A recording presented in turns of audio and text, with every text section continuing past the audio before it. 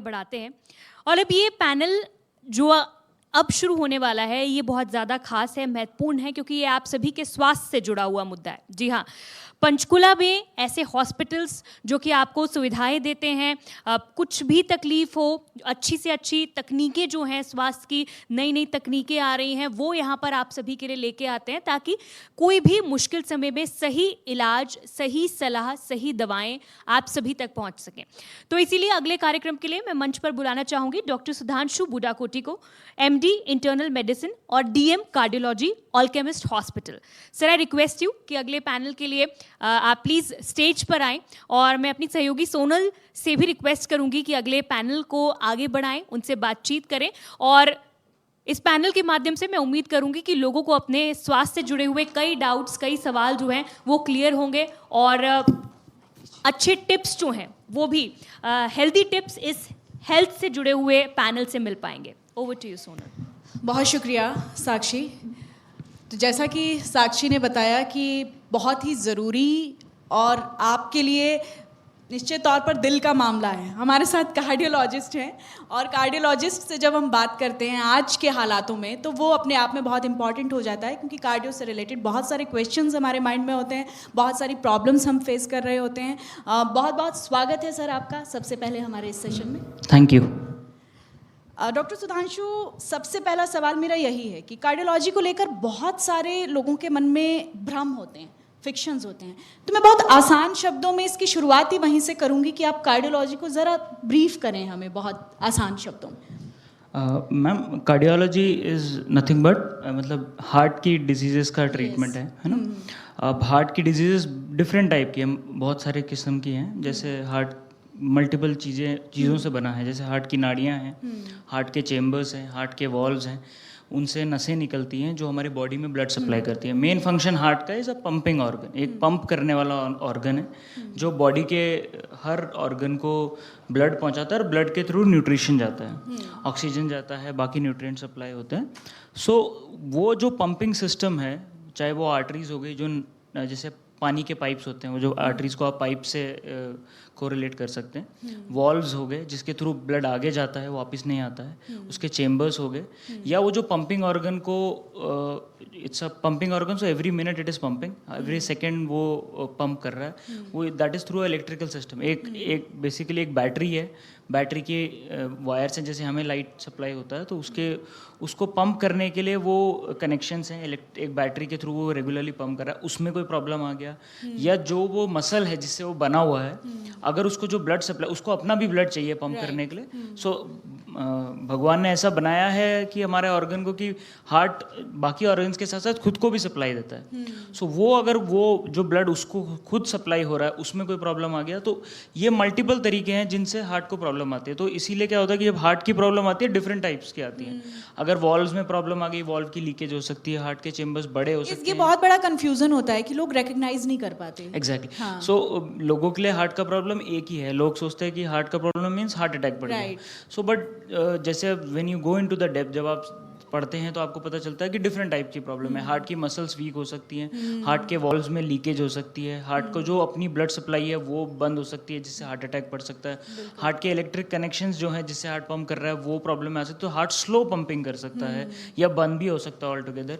या कई सारी जेनेटिक और हेरिडिटरी और कंजेनाइटल प्रॉब्लम, जिनको हम बोलते हैं, जो कि अंदरूनी प्रॉब्लम्स होती है, जिसमें मसल्स मोटे हो गए हैं, एबनॉर्मल धड़कन आ रही है, इलेक्ट्रिक कनेक्शंस में कुछ प्रॉब्लम है, वायरिंग का कुछ इशू है, तो नॉर्मल बीटिंग नहीं होता, हार्ट का एबनॉर्मल बीटिंग होता है, या हार्ट का मेकअप ही सही से नहीं हुआ है। सो ये सब प्रॉब्लम्स है। या पेरिफेरल जो ब्लड जा रहे हैं, जो पाइप्स जो बाकी ऑर्गन्स में जा रहे हैं, उसमें कुछ ब्लॉकेज आ गई हाँ, है। ये बहुत बड़ी कंफ्यूजन है लोगों में कि हार्ट पहले साइंस देता है आपको, एग्जैक्टली, लेकिन लोग समझते नहीं हैं। तो वो for that matter any organ, कोई भी हमारा बॉडी का ऑर्गन है, साइंस सारे ही ऑर्गन देते हैं, और उसको समझना, उसके लिए अवेयरनेस बहुत ज़्यादा ज़रूरी है। और awareness in general he her type की बीमारी के लिए, नॉट जस्ट हार्ट की प्रॉब्लम, हर टाइप का, चाहे वो किडनी का प्रॉब्लम है, चाहे ब्रेन का है, हर चीज़ की प्रॉब्लम के लिए कम है।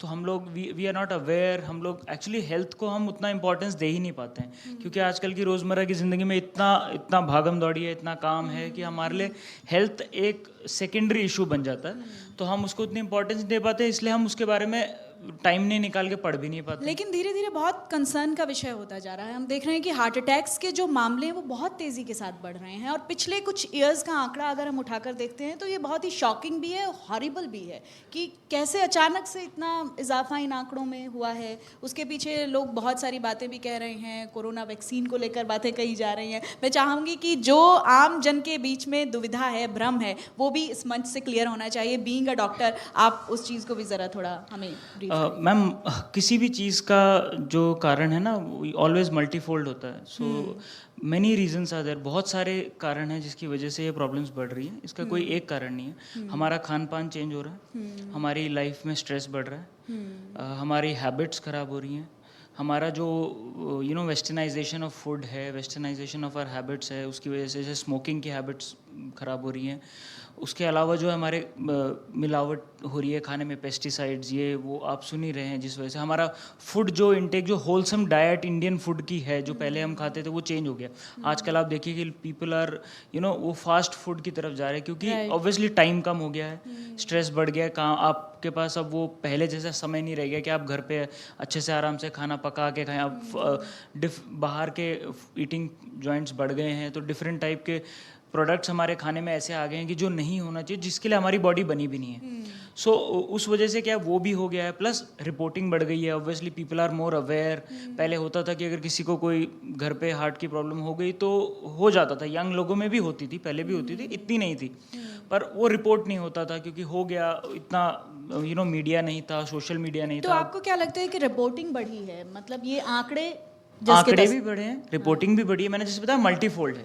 हमारी लाइफस्टाइल भी खराब हुई है, सेडेंट्री लाइफस्टाइल हो गया है। पहले लोग मीलों तक दूर पैदल चलते थे, अब हमारा सेडेंट्री लाइफस्टाइल हो गया है। Most of the younger generation जो है, उनका जो काम है वो एक ऑफिस से लिमिटेड हो गया है। उसके बाद आप घर पहुंचते हैं, उसके बाद एक्सरसाइजेस कम हो गई हैं। और स्ट्रेस बहुत ज़्यादा बढ़ गया है।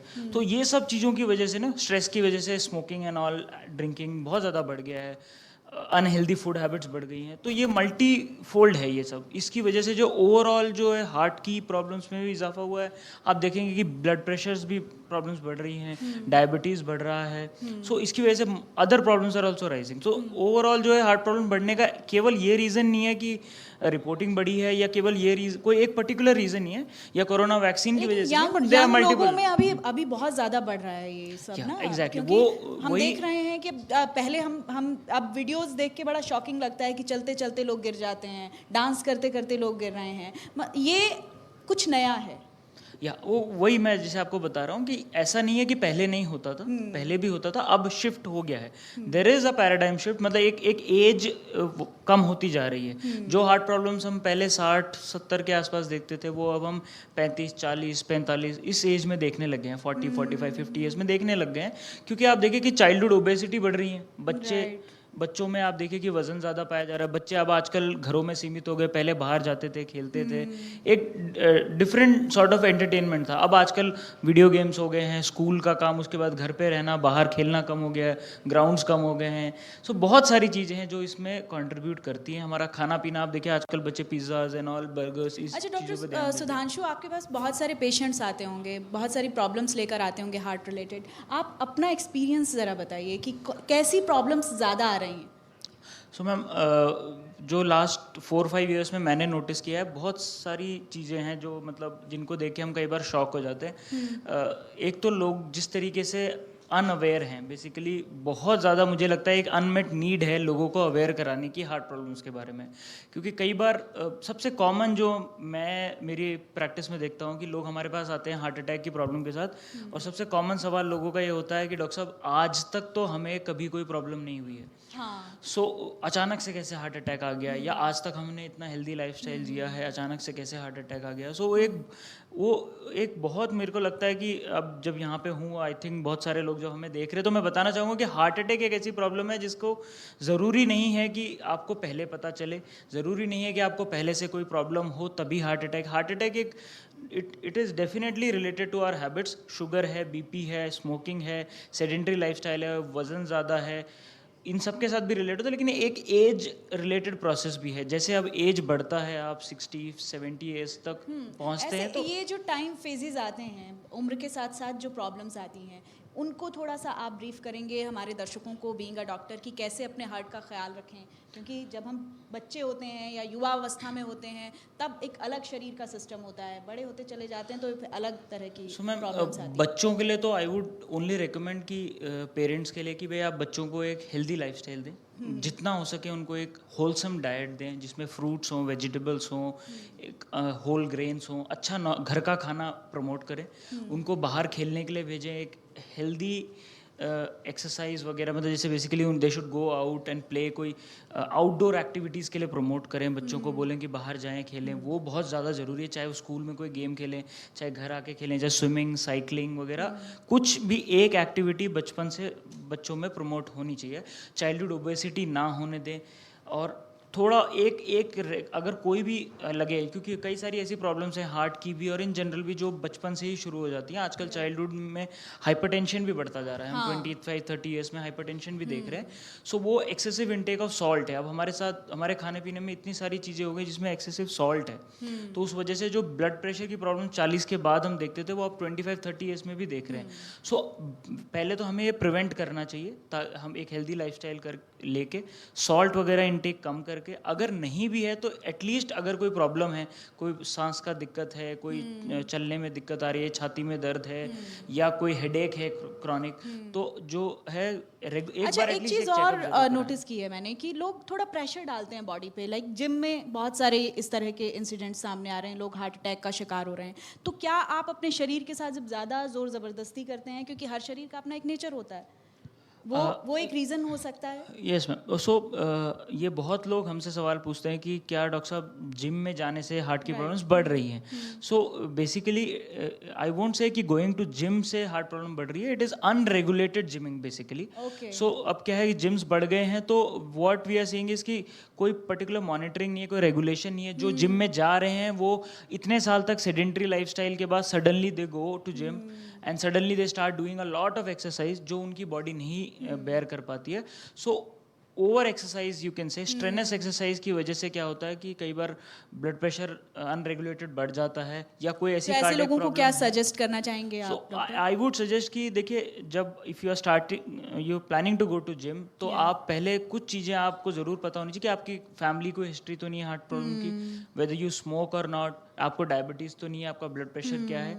अगर कुछ भी ऐसा आपको लगता है, या व्हाट इज़ योर वेट, उसके बाद अगर आपको लगे कि कोई भी ऐसा चांस है कि कोई हार्ट प्रॉब्लम होने का रिस्क है, तो पहले एक बार एक डॉक्टर को दिखा के, कार्डियोलॉजिस्ट को दिखा के एटलीस्ट क्लियर करवा लें कि कोई हार्ट प्रॉब्लम है कि नहीं है। एक ये बड़ा है कि लोग रेगुलर चेकअप नहीं करवाते हैं, ये एक अनअवेयरनेस है लोगों में कि हर 3 महीने में जो डॉक्टर को एक बार दिखाना चाहिए वो कम से कम इंडियंस तो नहीं दिखाते हैं। हाँ मैम, वो बहुत नॉट जस्ट इंडियंस, वो हर जगह ये फीलिंग है, मैंने देखा लोगों में कि वो ना आंख बंद करके कि आंख बंद कर लिया तो क्या प्रॉब्लम है, बिल्कुल ठीक बात है। उसको they don't want to open it, and that is why they don't want to get checkup done, कि उनको लगता है चेकअप कराएंगे तो डॉक्टर कोई ना कोई प्रॉब्लम निकाल ही देगा। बट ऐसा है नहीं। अगर आप चेकअप कराते हैं तो एक्चुअली आप हार्ट प्रॉब्लम को टाइमली डिटेक्ट कर सकते हैं, क्योंकि कई बार ऐसा होता है कि पेशेंट हमारे पास, आई हैव सीन कि 45-50 ईयर्स के ऐसे लोग आते हैं जिनकी हार्ट प्रॉब्लम इतनी एडवांस हो चुकी होती है कि हम उसको फिर रिवर्स नहीं कर सकते या उसको रोक नहीं सकते, वो बहुत ज़्यादा बढ़ चुकी होती है, हार्ट फेलियर के लेवल तक पहुंच चुकी होती है। अगर आप टाइमली हार्ट चेकअप करा लें, रेगुलरली आप अपने heart health, not just heart health, regular body checkup कराएंगे, तो कोई भी प्रॉब्लम को अगर आप इनिशियल स्टेजेस पे आप पकड़ सकें और उसका अच्छे से इलाज करें, and you make changes to your diet and your lifestyle, तो आप एक्चुअली एटलीस्ट 10 to 20 ईयर्स अपनी लाइफ स्पैन में ऐड कर सकते हैं बहुत ईजीली।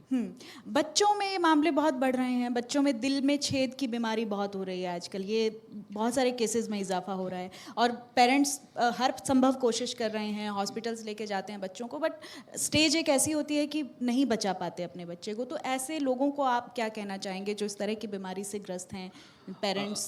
कंजेनाइटल हार्ट डिजीज एक टोटली डिफरेंट टॉपिक है मैम, उसमें मल्टीपल चीज़ें हैं, केवल छेद ही नहीं, हार्ट का अबनॉर्मल मेकअप हो गया, इसमें cyanotic and non cyanotic, acyanotic heart diseases होती हैं।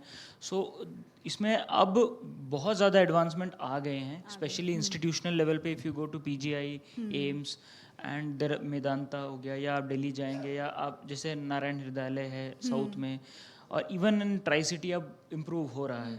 सो वो जो सर्जिकल ही मेन उसका वो है कि सर्जरी से ही मेन चीज़ें इलाज होती हैं उसकी. बट अब जो है जो छोटे मोटे कंजेनाइटल हार्ट डिजीज जैसे ASD VSD हो गया, जो छोटे मोटे छेद की प्रॉब्लम, ये PDA होता है, पेटेंट डक्टस आर्टीरियोसिस जिसे हम बोलते हैं, तो उसमें अब विदाउट सर्जरी भी इलाज पॉसिबल है और हो रहे हैं. इवन ट्राई सिटी में बहुत actively. So how Alchemist is doing in this sector?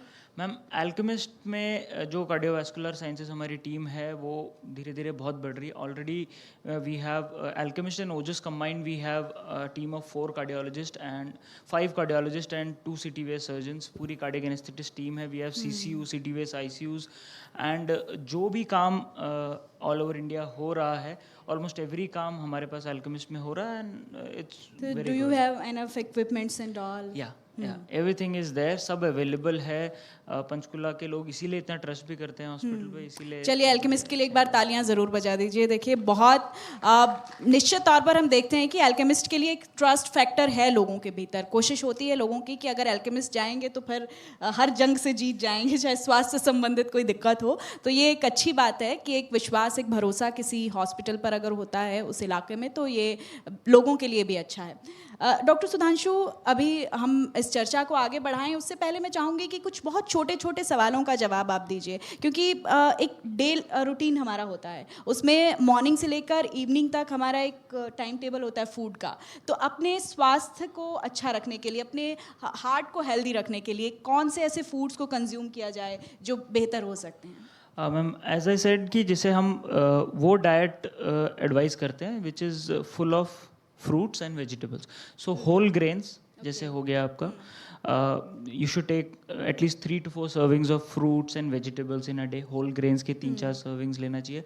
You should avoid processed and canned foods. जो कैंड फूड्स आते हैं जिसमें added salt and added sugar है, जैसे कैंड जूसेस आते हैं, कोई भी canned frozen meats, if you are a non vegetarian, frozen meats आते हैं, वो रेड मीट अवॉइड करना चाहिए. कोई भी ऐसा फूड प्रोडक्ट जो आपको लगे कि प्रोसेस्ड है, फ्राइड है, डीप फ्राइड हो गया, वो अवॉइड करना चाहिए. और जितना हो सके फ्रेश फ्रूट्स एंड वेजिटेबल वो आप लें.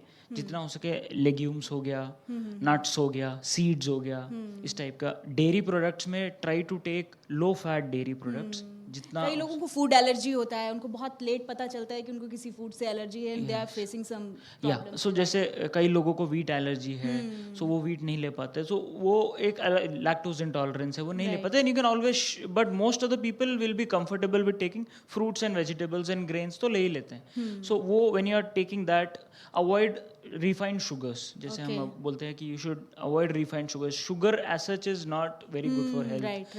और बटर, चीज़ हो गया, सॉसेजेस, बेकन, इस टाइप की चीज़ें हम अवॉइड करने के लिए बोलते हैं. सॉल्ट इंटेक बहुत ज़्यादा इंपॉर्टेंट है रिड्यूस करने के लिए. तो सॉल्ट हम बोलते हैं एटलीस्ट 2-2.5 ग्राम्स के ऊपर नहीं होना चाहिए. That means 1 table spoon of your regular salt, वो नहीं लेना चाहिए, उससे ऊपर नहीं लेना चाहिए. और कई सारे सॉल्टेड फूड्स होते हैं जैसे पिकल्स एंड ऑल, वो हम अवॉइड करें, स्पेशली जो हाइपरटेंसिव पेशेंट्स हैं. Excessive intake of alcohol, usually alcohol avoid all together if possible.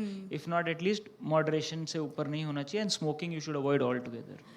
Okay doctor Sudhanshu, there is a debate कि जिम वर्सेस योगा, तो मैं उस पर भी थोड़ा आपसे चाहूँगी कि आप बताइए कि yoga is more healthy and gym is not healthy. लोगों का ये कहना है आजकल. मैम ऐसा नहीं है. So what we say is gym if you want to grow your body, yoga if you want to know your body.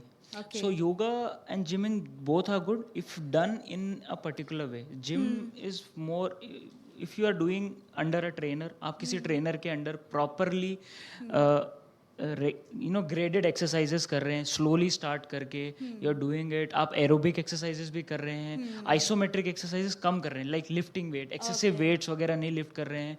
You are addressing every exercise, doing it properly, not over doing it. Hydration अच्छा रख रहे हैं, nutrition अच्छा रख रहे हैं अपना, तो कैटाबॉलिज्म भी नहीं होगा. You will have your muscle growth, अच्छा ग्रोथ मिलेगा मसल को. फिटनेस भी अच्छी रहेगी डेफिनेटली. कैलोरी बर्न भी ज़्यादा होगा. So you will have a good body definitely. Yoga is actually, you know, yoga के एडवांटेजेस बहुत सारे हैं. Yoga can be done anywhere. आप इजीली अकेले कर सकते हैं। Yoga connects you with not only your body, आपके माइंड से भी कनेक्ट करता है। एक डी स्ट्रेसिंग बहुत अच्छी है। जिमिंग में कई बार स्ट्रेस भी बहुत ज़्यादा हो जाता है, सो डी स्ट्रेसिंग बहुत अच्छा है योगा के साथ। मेडिटेशन वगैरह साथ में हो जाता है। So yoga is both are little different, but if done properly दोनों ही हार्ट हेल्थ के लिए अच्छा है। ओवर डू आपको डेफिनेट, ऑब्वियसली योगा में you never over do usually, so इसलिए we recommend specially for heart patients जो एल्डरली हैं who can not do gym, उनके लिए yoga definitely. Okay doctor Sudhanshu, last question I want to ask कि जो heart patients हैं they are in fear always, I have seen, I have observe, तो I want that कि आप उनको एक मैसेज ज़रूर दें जो लोग हार्ट रिलेटेड पेशेंट्स हैं और ऐसी कोई प्रॉब्लम फेस कर रहे हैं, तो एक last message, last question. Okay, so मेरा मैसेज फॉर एवरीबडी इज कि आज करंट सिनेरियो में हमारे पास इतनी अच्छी इन्वेस्टिगेशंस अवेलेबल हैं कि हम आपके हार्ट की फंक्शनिंग, उनके वॉल्व्स, उनके मसल, उनकी आर्टरीज तक आराम से पता लगा सकते हैं, even for young people without doing an angio. बिना एंजियो करे भी पता चल सकता है। और अगर वो टेस्ट नॉर्मल आते हैं, सो कोई भी कार्डियोलॉजिस्ट आराम से आपको 2 या 3 साल तक तो आराम से बता सकता है कि भाई आपको कोई हार्ट प्रॉब्लम नहीं होगी।